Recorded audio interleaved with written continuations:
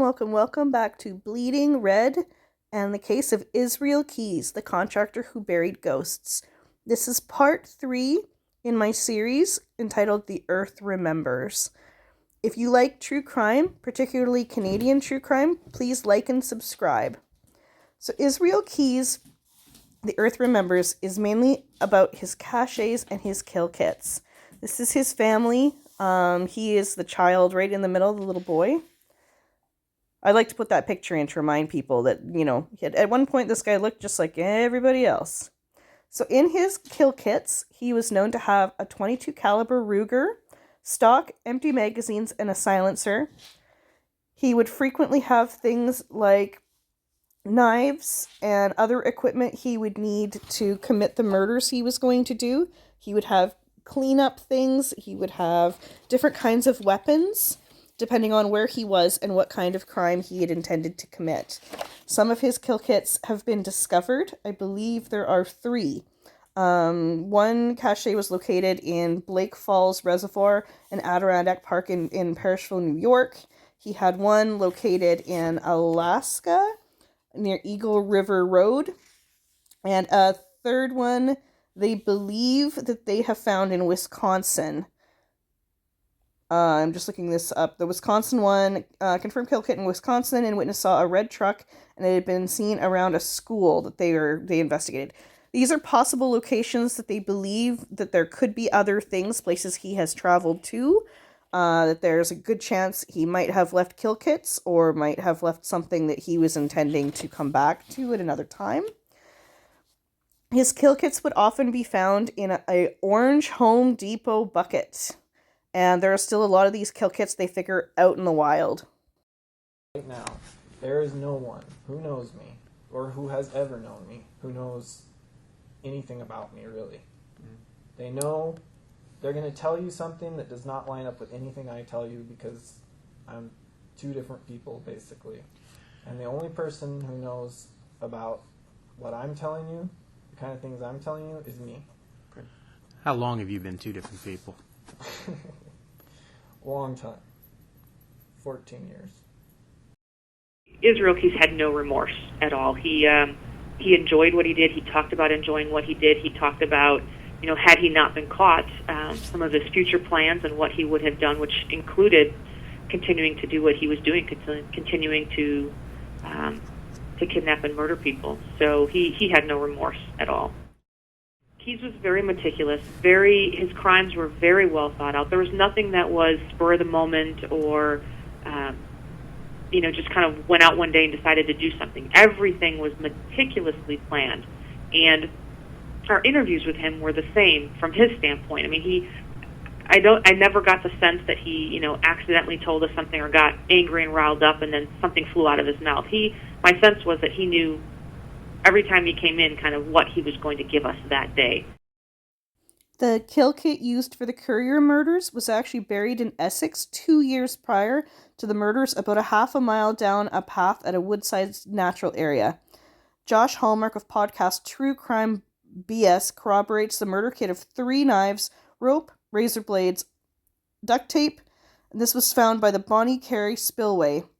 That's marked number 2 on his kill map, which I have coming up here. You'll see it in a second. It comes up with a whole bunch of numbers that they got off of his computer.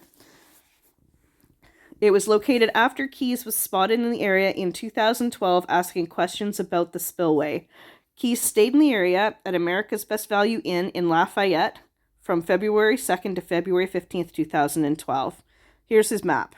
So you can see he circled a whole bunch of areas and gave them numbers. So they figure they've found 3 of the things that he has made annotations in his computer and on his files that he may have been to.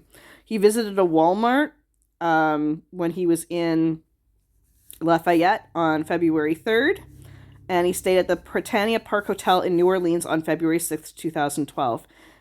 Anyone could find one of these kill kits, and if you do, if you go on the FBI website, there is information where to turn them in.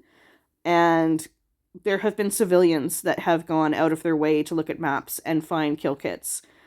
Keyes marked at least 10 different locations on a map in greater New Orleans area. He liked places after storms and natural disasters due to the disorganization of locals and the inability of people to necessarily recognize the difference between someone being missing.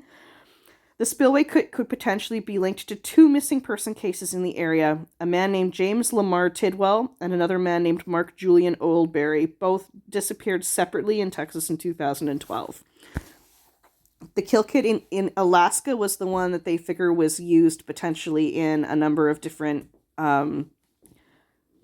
incidents. They figure there might be as many as 30 kill kits believed to be buried.